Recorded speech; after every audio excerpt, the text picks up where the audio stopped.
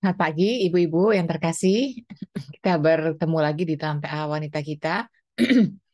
Kita akan melanjutkan pembahasan kita di dalam Wanita Bijak menurut Kitab Hikmat. Nah, kali ini kita akan membahas dari Kitab Amsal. Bagaimana Kitab Amsal mengajar kita menjadi orang yang berbijaksana. Mari kita berdoa dulu terlebih dahulu. Mari kita berdoa. Bapa dalam surga, kami bersyukur kepadamu karena kelimpahan hikmat begitu banyak yang Engkau berikan di dalam firman. Kami tahu hikmat berseru-seru di pinggir jalan, memanggil kami orang-orang yang penuh dengan kekurangan ini untuk belajar dan kembali kepadamu. Sehingga kami tahu kami bisa minta satu hal dengan limpah, yaitu meminta hikmat. Karena itulah yang Engkau ajarkan, di mana kami benar-benar betul-betul boleh mengandalkan apa yang menjadi pengajaran dari Tuhan sehingga hidup kami menjadi hidup yang berbijaksana.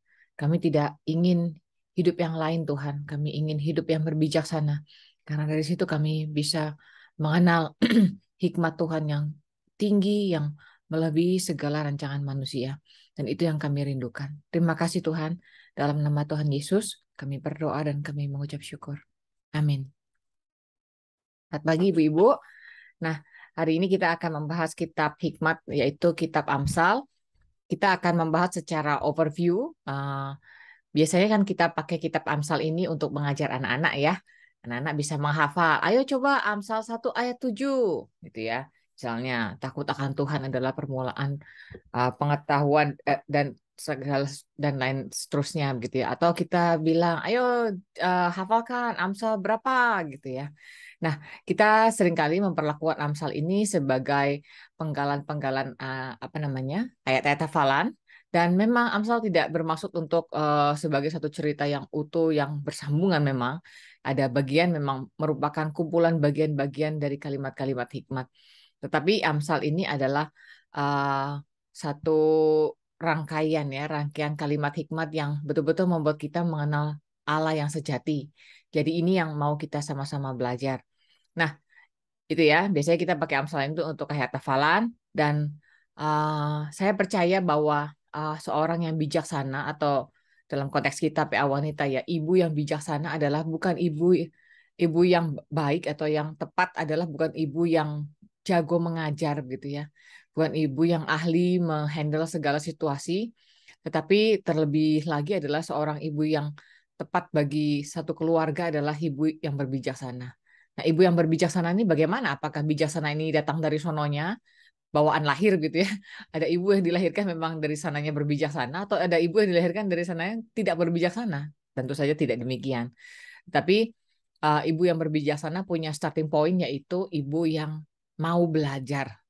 Jadi sebelum dia mendadak memangku satu jabatan mengajar di dalam rumah tangga, mengajar anak tentunya, kita harus sepakat dulu bahwa ibu yang bijaksana adalah ibu yang mulai dari starting point adalah ibu yang suka belajar gitu ya. Ibu yang mengkoreksi diri terlebih dahulu dengan lebih keras dibanding mengkoreksi yang lain. Dan biasanya begitu ya, ibu-ibu kita ini ahli di dalam mengkoreksi, mengkoreksi anak, mengkoreksi, memberi masukan kepada yang lain-lain gitu. Tapi kadang-kadang kita kurang ahli di dalam memberi masukan terhadap diri. Padahal diri kita sangat perlu untuk dilatih menjadi makin hari makin berbijaksana. Nah, ini kita sepakat dulu ya. Ibu yang berbijaksana adalah ibu yang senantiasa mau mendudukan diri sebagai murid yang ingin belajar. Nah, ini kita bisa baca juga di dalam Amsal 1. Amsal 1 mengatakan bahwa Amsal Salomo bin Daud, Raja Israel, untuk mengetahui hikmat dan didikan, untuk mengerti kata-kata yang bermakna, untuk menerima didikan yang menjadikan pandai, serta kebenaran, keadilan, dan kejujuran, untuk memberikan kecerdasan kepada orang yang tak berpengalaman, dan pengetahuan serta bijaksanaan kepada orang muda. Baiklah orang bijak mendengar dan menambah ilmu, dan baiklah orang berpengertian memperoleh bahan pertimbangan. Untuk mengerti amsal dan ibarat perkataan dan teka-teki orang bijak. Takut akan Tuhan adalah permulaan pengetahuan, tetapi orang bodoh menghina hikmat dan didikan. Nah, ini jelas sekali ya, eh, bahwa orang bijaksana adalah orang yang senantiasa ingin mendengarkan pengajaran-pengajaran. Nah, ini menjadi satu starting point yang kita bisa sama-sama sepakati terlebih dahulu. Nah, Amsal kebanyakan ditulis di zaman Salomo, memang karena di dalam 1 Raja-Raja 4 itu dikatakan bahwa Salomo banyak menulis Amsal ribuan ya, ada 3.000 Amsal. Terus ini merupakan kata-kata bijaksana yang memang sebagian bisa berkorelasi satu dengan yang lain, tetapi sebagian lagi tidak. Jadi memang seperti ayat-ayat yang ini ya, ayat-ayat yang bisa dikatakan lepas satu dengan yang lain. Nah, kenapa di zaman Salomo? Karena memang zaman keemasan ya, di jam-jam keemasan itu biasanya produktivitas dalam literatur cukup berkembang gitu ya.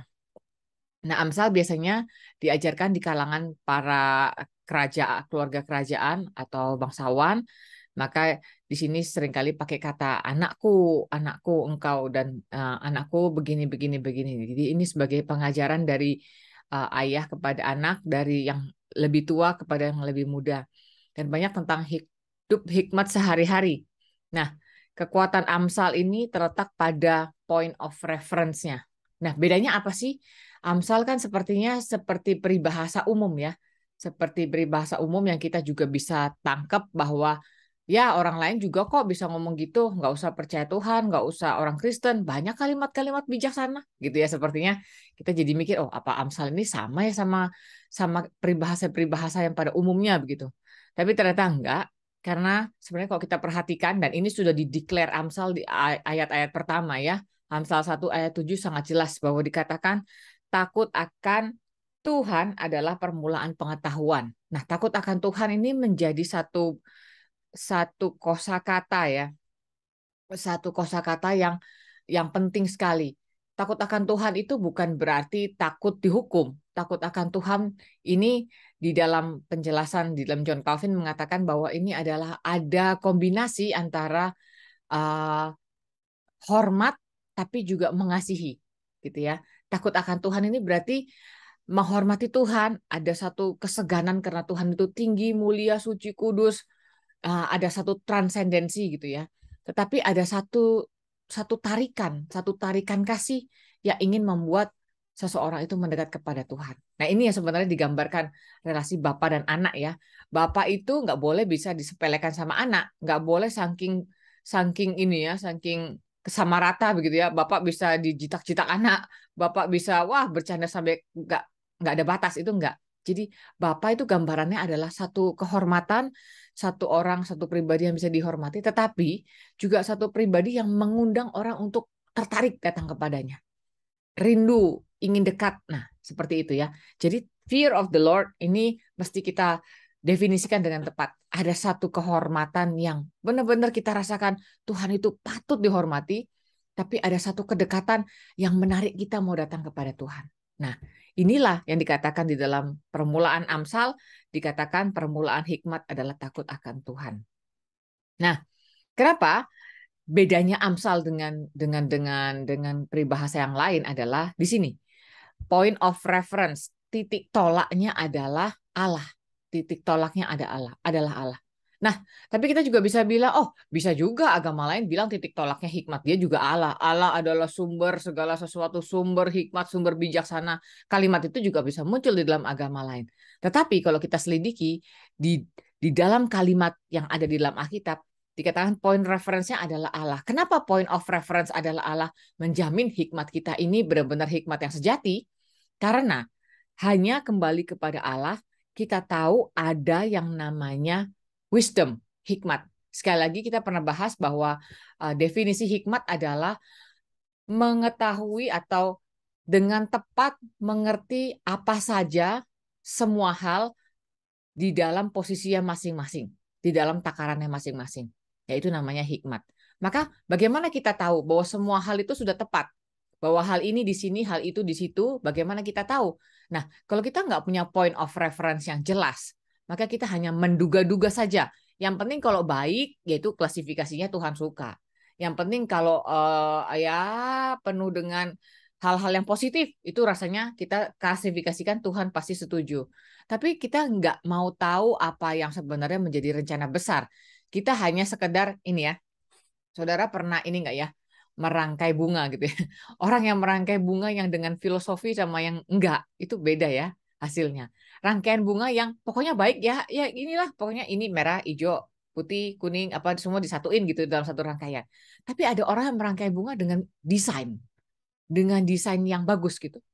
Mana ditonjolkan, mana utama, mana belakang, mana tinggi, mana rendah, simetri atau asimetri, begitu ya. Mungkin ibu-ibu yang suka rangkai bunga tahu ya, tahu rangkaian mana yang indah, mana yang asal diceplokin aja gitu. Pokoknya, oh kiri saya makanan rata, kalau kiri merah di kanan merah, di kiri kuning, ini ada kuning, pokoknya gitu aja, dicampur-campur. Ya itu tetap rangkaian bunga sih, tapi nggak ada hikmat di dalam menyusunnya. Hikmatnya ya gitulah umum lah. Ya paling tidak nggak kacau banget, tapi juga nggak sampai indah sekali, nggak juga. Nah ini yang membedakan. Kalau kita tahu rencana Tuhan secara besar dan maka kita mengetahui siapakah itu Tuhan yang sejati, maka rancangan ini menjadi rancangan yang penuh dengan hikmat. Memastikan ada bijaksana. Kenapa?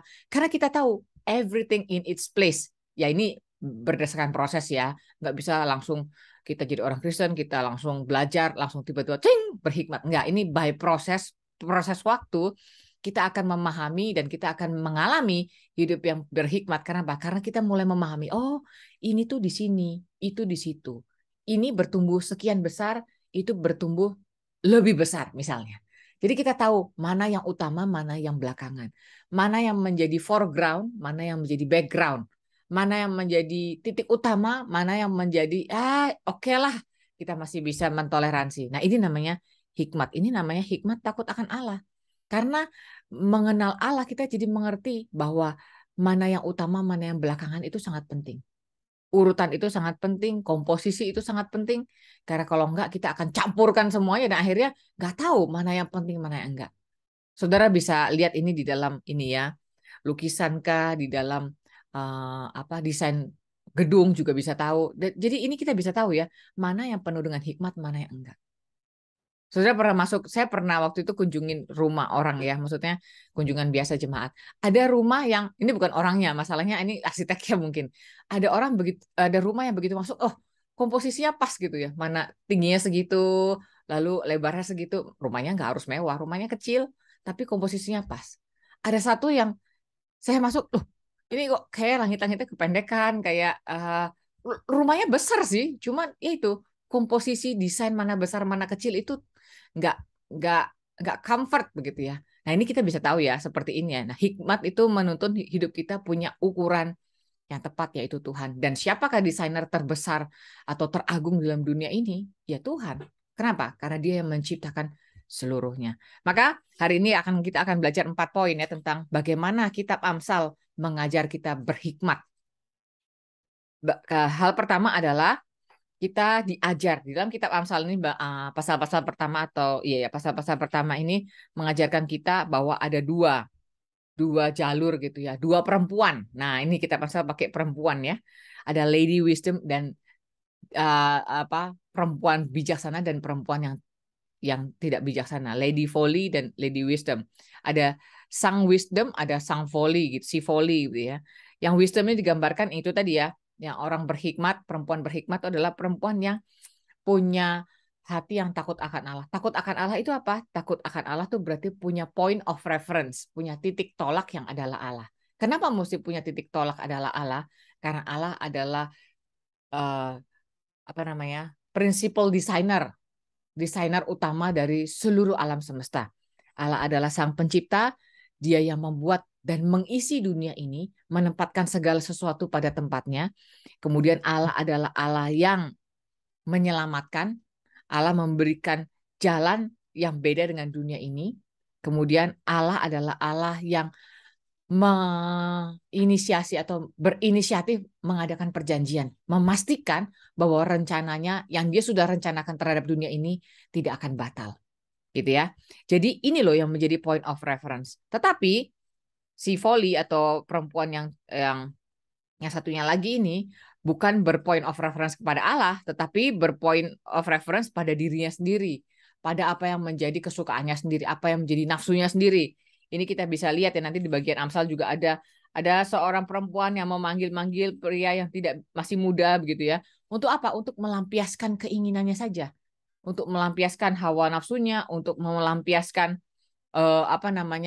keinginannya, apa yang dia suka, apa yang dia mau. Ya ini beda sekali ya. kita langsung tahu beda point of reference, beda titik tolak. Yang satu titik tolaknya desainnya Tuhan yang besar, yang satu titik tolaknya adalah kemauan diri sendiri. Apa yang menjadi isi hatinya, apa yang menjadi kesukaan matanya, apa yang menjadi nafsunya, itu yang diturutin begitu ya.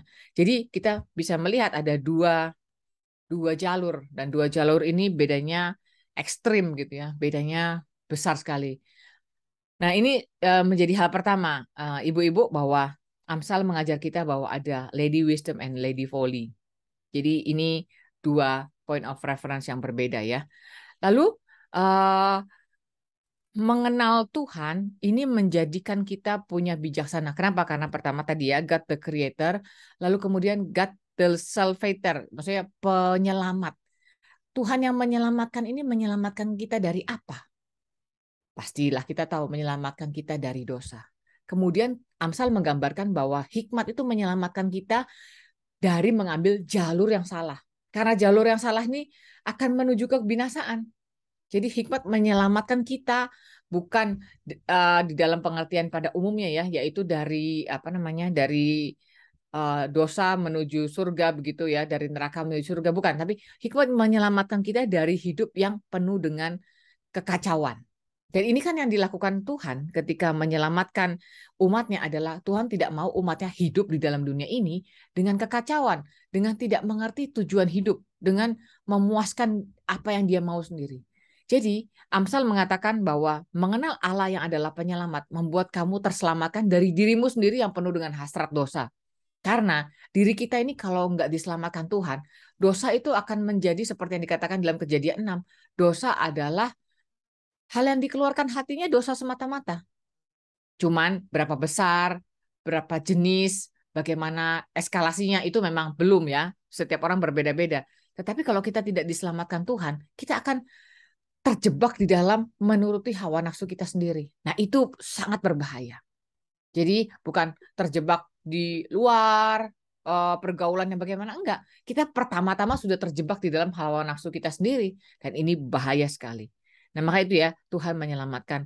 Lalu kemudian kita mengenal Tuhan yang membuat perjanjian, yang memastikan bahwa perjanjiannya tidak akan batal. Nah, ini penting sekali.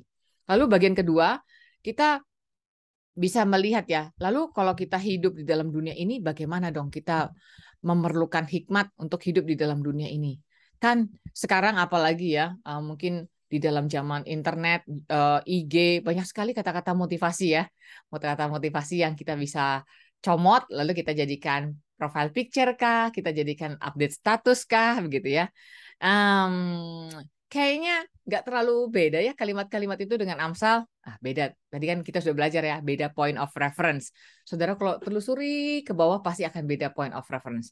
Tetapi kalaupun tidak, enggak, ini benar-benar juga kok, ini juga benar gitu ya. Seolah-olah betul. Nah, di dalam bukunya Craig Bartholomew mengajarkan bahwa ada yang namanya ini. Amsal itu juga tidak membuat kita punya dunia yang sangat tertutup seperti katak dalam tempurung. Seolah-olah yang di dalam umat Tuhan ini benar, 100% benar, dan yang lain 100% salah begitu ya. Kita langsung punya dunia yang hitam putih begitu. Enggak sih. Justru Amsal mengajar kita bahwa, terutama kalau saudara nanti baca di Amsal bagian-bagian terakhir, ada apa Proverbs dari Agur, dari Lemuel. Loh, kok bisa masuk ya? Bukannya itu bangsa lain ya? Itu kan bukan Israel begitu. Kenapa bisa masuk? Apakah kita akomodatif seperti itu?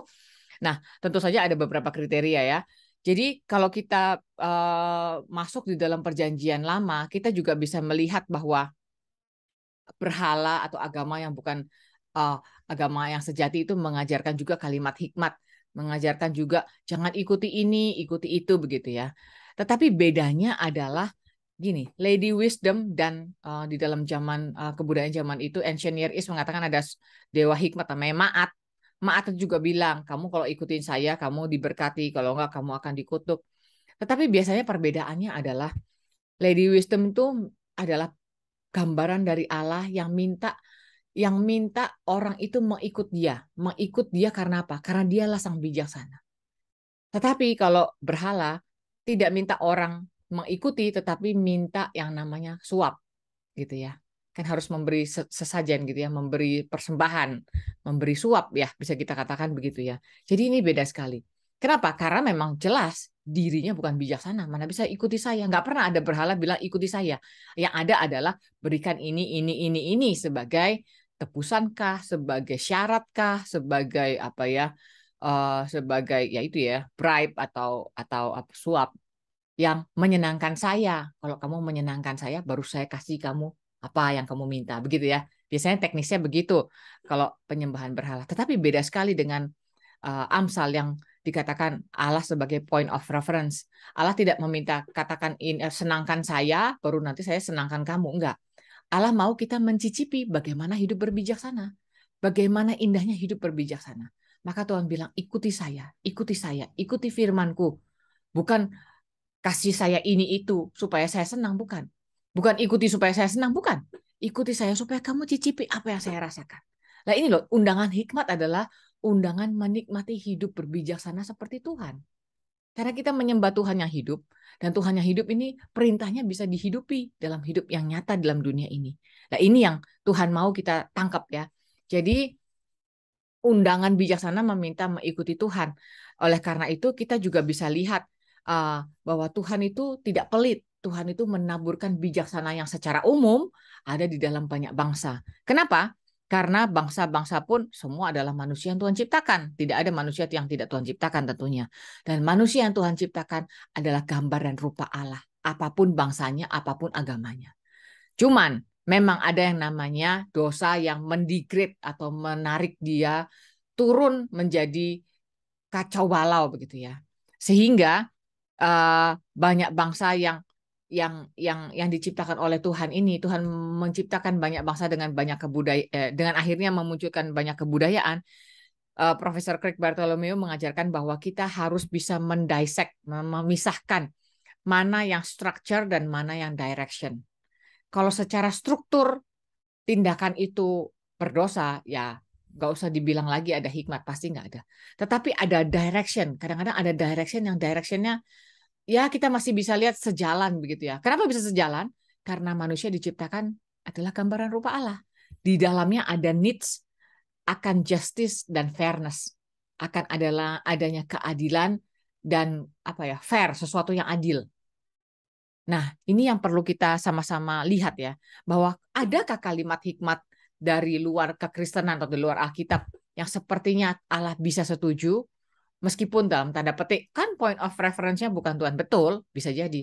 Tetapi ada sisi lain, yaitu ketika masih menyuarakan yang namanya justice and fairness, itu sebagai teriakan kebutuhan image of God, kebutuhan manusia, itu kita masih bisa menerima bijaksana seperti itu di dalam arti anugerah yang umum ya. Sehingga kita bisa harus bedakan mana structure, mana direction. Mana secara struktur sudah terkorup oleh dosa atau secara arah ini yang terkorup oleh dosa. Sehingga ini kita bisa jadi orang yang lebih luas ya. Amsal mengajarkan kita setelah kita tahu cuman yang benar tuh kalau point of reference-nya adalah Tuhan. Terus kita menjadi sempit. Kita menjadi menolak semua yang mereknya bukan dari Alkitab. Bukan.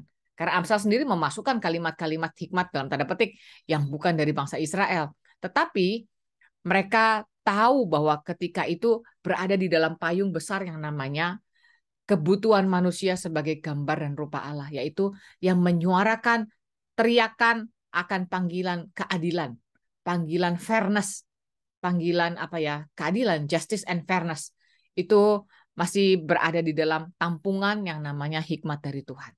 Karena ini sekali lagi menggambarkan bagaimana manusia itu diciptakan oleh Tuhan, penuh dengan keadilan dan bijaksana. Dan ini yang diteriakan oleh tema dari bangsa-bangsa lain. Dan ini bisa kita terima di dalam anugerah umum Tuhan. Begitu ya. Lalu, jadi bagian kedua mengajarkan kita bahwa ini ya, bijaksana itu mengajarkan kita punya hati yang luas, tetapi punya prinsip yang sempit. Maksudnya prinsip yang sempit itu adalah prinsip yang partikular yang khusus, yaitu apa? Sumber bijaksana hanya Allah sejati.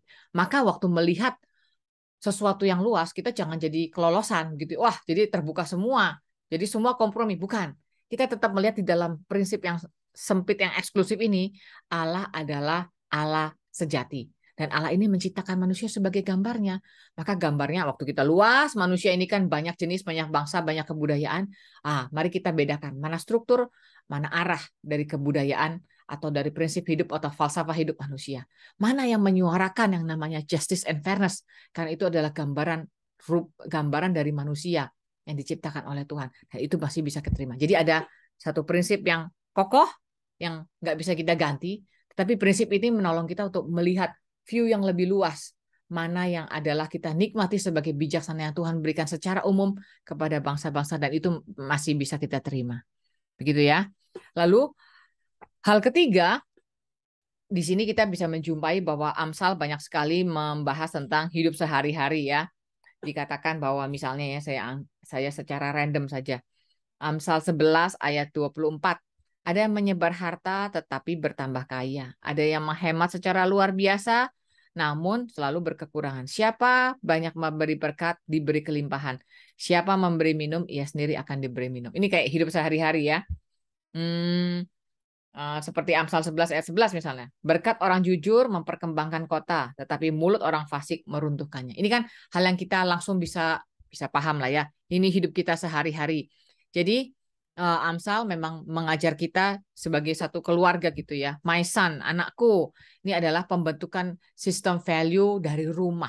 Ya rumah bisa kita kan rumah secara kecil, unit terkecil, dan rumah secara lebih besar yaitu kumpulan umat Tuhan gitu ya. Jadi ini bisa skalanya bisa kecil dan bisa besar.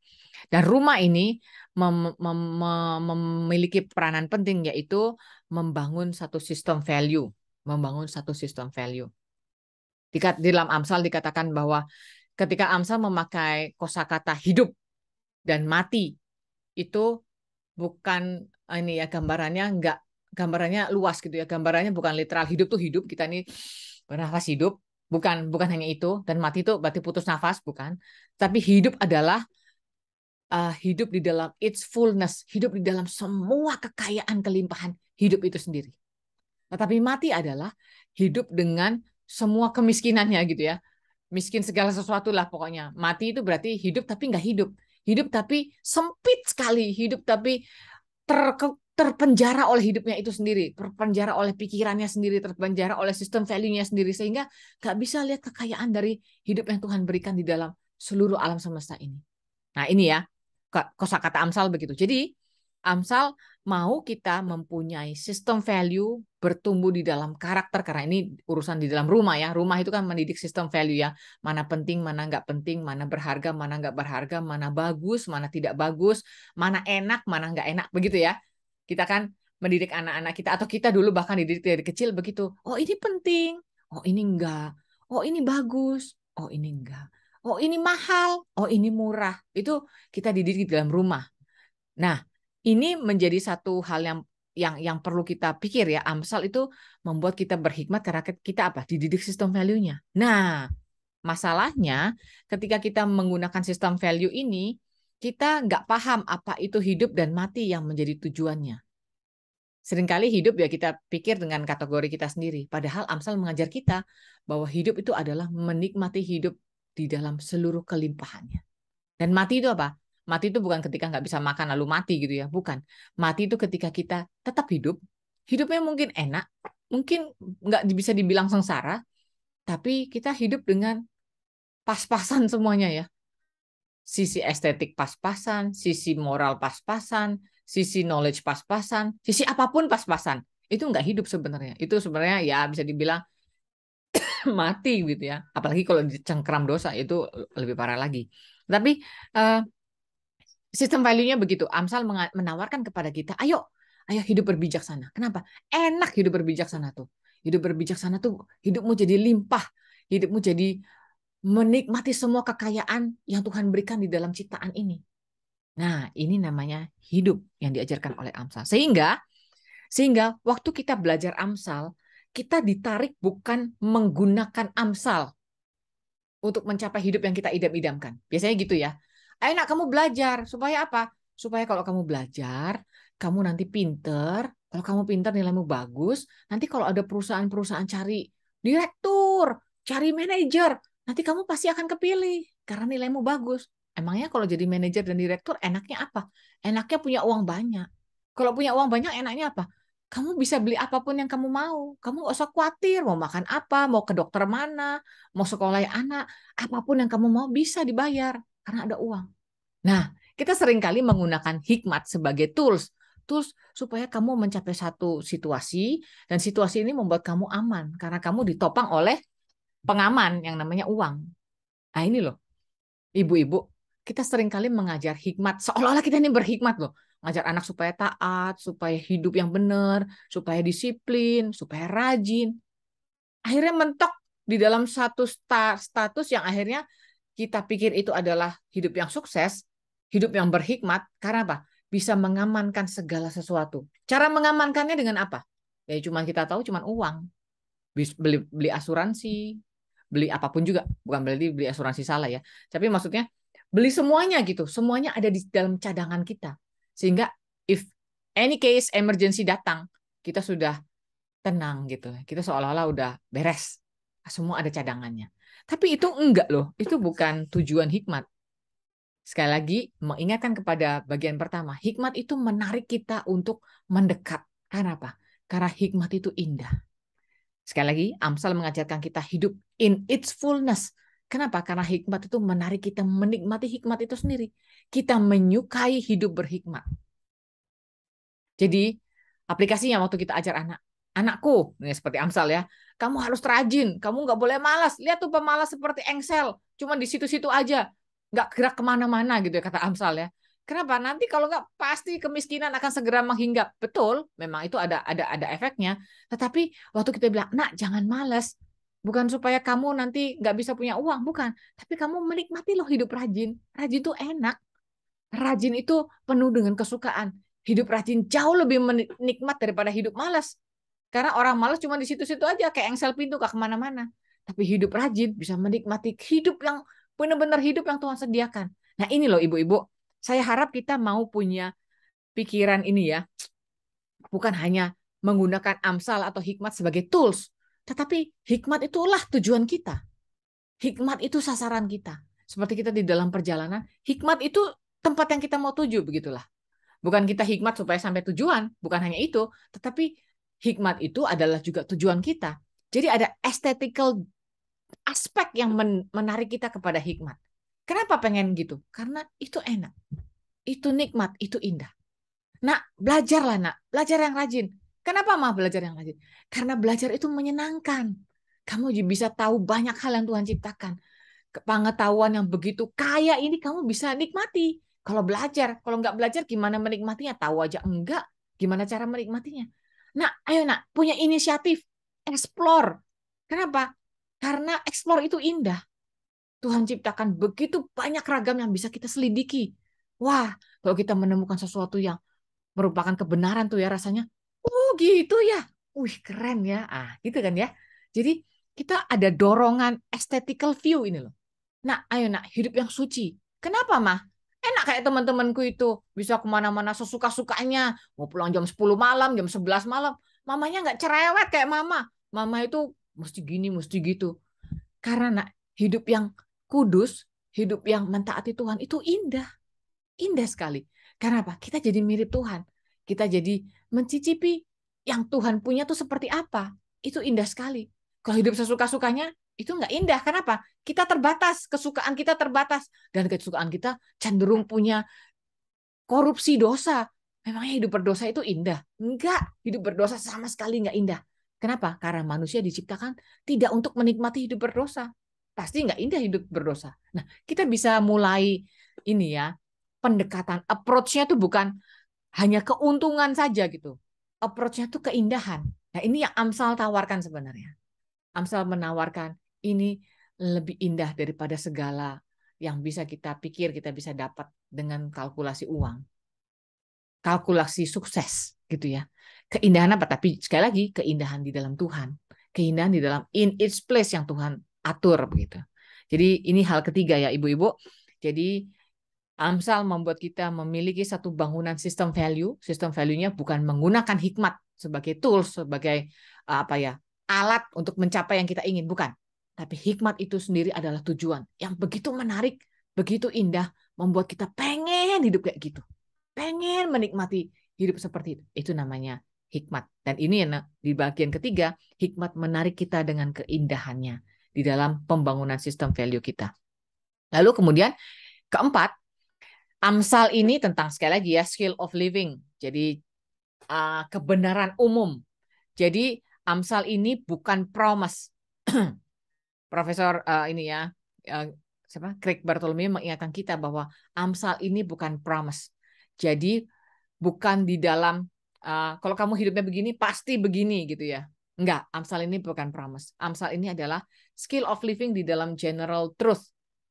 Nah, oleh karena itu Amsal mengajar kita untuk punya hikmat untuk melihat konteks gitu ya. Ini bukan resep yang kalau dikerjakan rumus, ini bukan rumus 2 tambah 2 sama dengan 4. Bukan. Ini adalah general truth yang membuat kita bisa memahami konteksnya. Seperti gini, kalau kita pakai alat matematika, untuk mendapat angka 4, nggak cuma 2 tambah 2. Ada 4 dibagi 2, ada 2 pangkat 2, ada 8 dibagi 4, 8 dibagi 2 untuk dapat angka 4 ya.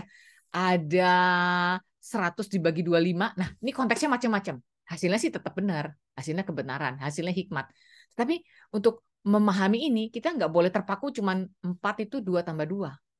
Nah, Amsal memberikan kita variasi yang banyak.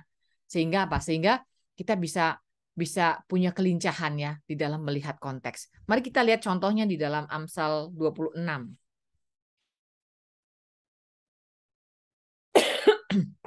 Amsal 26 ayat 4 dan 5 saya bacakan untuk kita semua. Jangan menjawab orang bebal menurut kebodohannya supaya jangan engkau sendiri menjadi sama dengan dia. Lalu bawahnya langsung ayat kelima. Jawablah orang bebal menurut kebodohannya supaya jangan ia menganggap dirinya bijak. Jadi kita harus menjawab orang bebal pakai apa ini?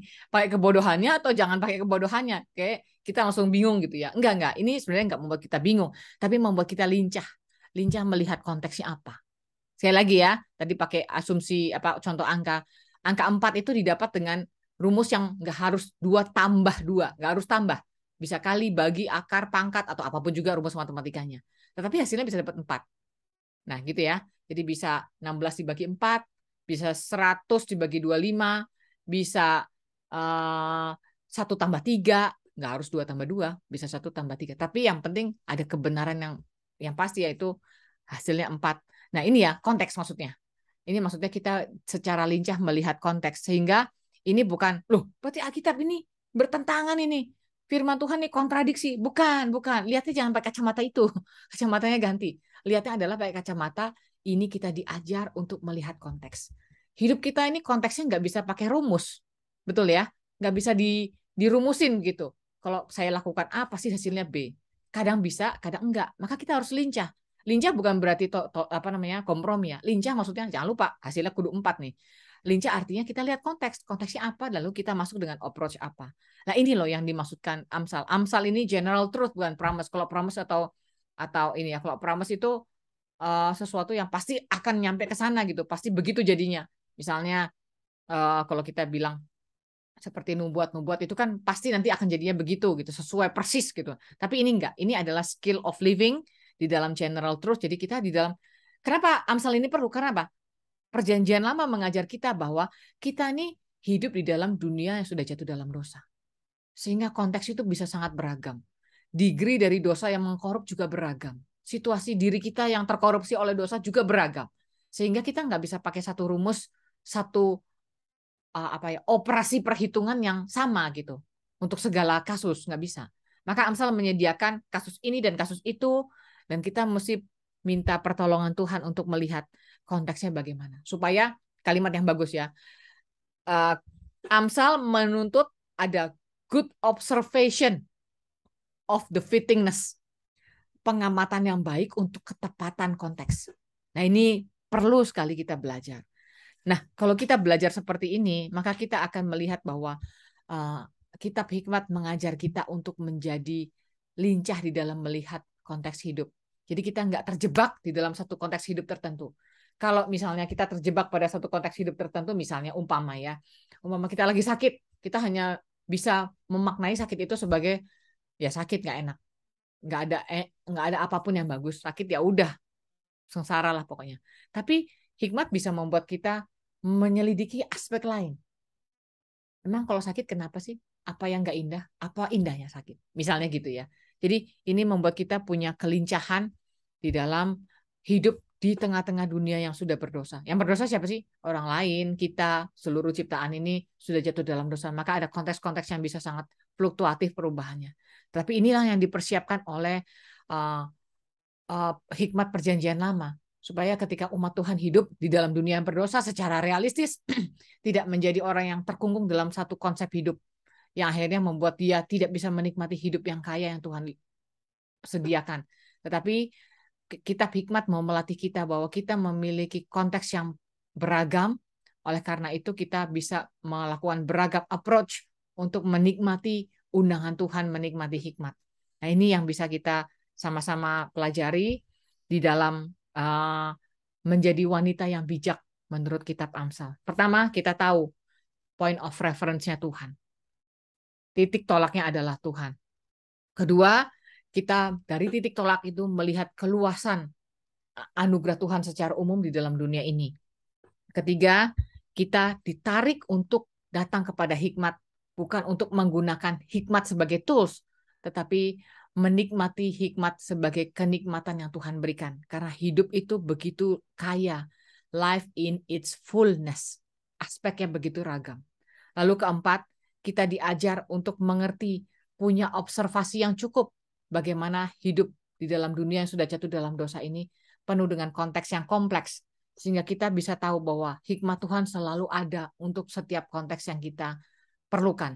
Nah, ini yang kita bisa belajar, sehingga mari kita bertumbuh bersama-sama menjadi wanita yang bijak.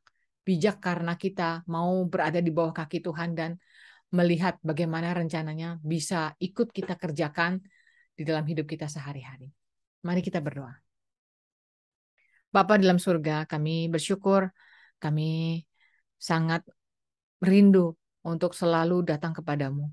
Kami sangat menginginkan hidup yang berhikmat, hidup yang bijaksana. Karena itulah kekayaan hidup yang Tuhan mau bagikan kepada manusia.